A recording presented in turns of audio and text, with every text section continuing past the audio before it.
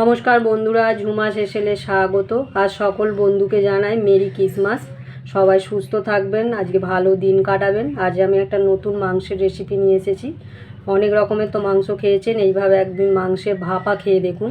তার জন্য আমি মাংস নিয়ে নিয়েছি, আর সঙ্গে নিয়েছি কিছু ভাজা মশলা করার জন্য কিছু মশলা নিয়েছি। যেমন তার মধ্যে রয়েছে শুকনো লঙ্কা, ধনে, গোলমরিচ, গোটা গরম মশলা, জিরে, মৌরি।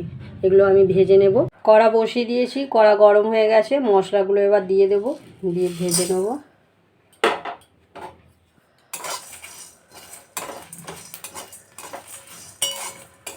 ভেজে এবার ভালো করে ভেজে গুঁড়ো করে নেব। কড়া বসিয়ে দিয়েছি, তেল দিয়ে দিয়েছি, তেলও গরম হয়ে গেছে। এবার আমি এগুলো ভেজে নেব। পেঁয়াজ দেব,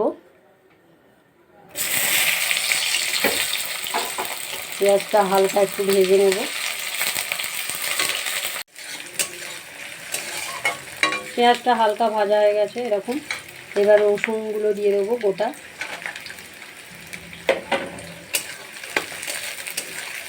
রসুনটা আবার হালকা ভেজে নেব। আদা কুচিটা দিয়ে দেবো। এবার একটু ভেজে নেব। ভাজা হয়ে গেছে। এবার আমি টমেটো কুচিগুলো দিয়ে দেবো, দিয়ে বেশি নাড়বো না, একটু নাড়াচাড়া করে নামিয়ে নেব। এবার আমি এটা হয়ে গেছে, নামিয়ে নেব। নামিয়ে আমি পেস্ট করে নেব একটু ঠান্ডা করে। মাংসটা নিয়ে নিয়েছি, এবার লবণ দেব পরিমাণ মতো।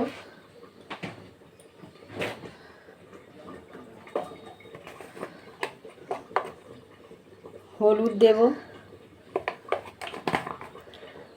কাশ্মীরি লঙ্কা গুঁড়ো দেব,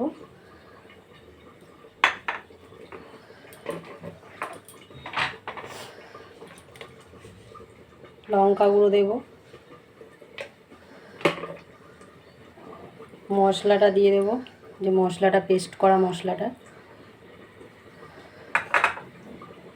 এবার ভালো করে মাখবো। এবার মেখে নিয়েছি, এবার একটু সর্ষের তেল দিয়ে দেবো,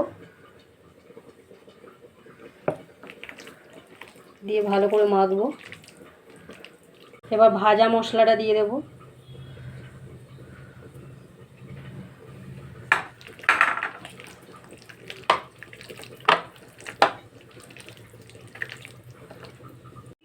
ও মাখা হয়ে গেছে আমার।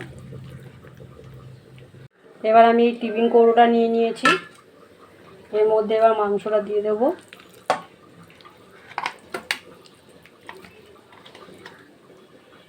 এবার বাটি ধোয়া জলটা দিয়ে দেব,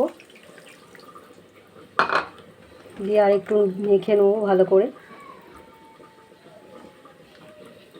এবার একটা তেজপাতা আর একটা শুকনো লঙ্কা দিয়ে দেবো। এবার ঢাকা দিয়ে দেবো। এইদিকে আমি জলটা কড়ায় বসিয়ে দিয়েছিলাম, জলটা ফুটে গেছে। এবার ওটাকে আমি কৌটোটাকে বসিয়ে দেবো আস্তে করে। আপনারা বালি দিয়েও করতে পারেন, আর আপনারা মাংসর মধ্যে আলুও দিতে পারেন, আমি আলু দিইনি। এবার ঢেকে দেব, ঢেকে আমি 30 মিনিট রাখবো। 30 মিনিট হয়ে গেছে, ঢাকা খুলে দেখব। এবার গ্যাসটাকে অফ করে দেব। এবার নামিয়ে নেব। এবার খুলে দেখব।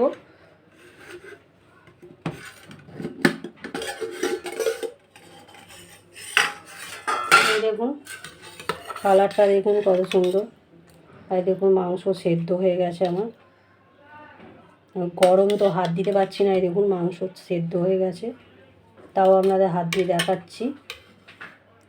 এই দেখুন মাংস সেদ্ধ হয়ে গেছে। এই দেখুন আমার চিকেন ভাপা রেডি হয়ে গেছে, আমি নামিয়ে নিয়েছি। আপনারাও বাড়িতে এইভাবে অবশ্যই বানিয়ে খেয়ে দেখবেন।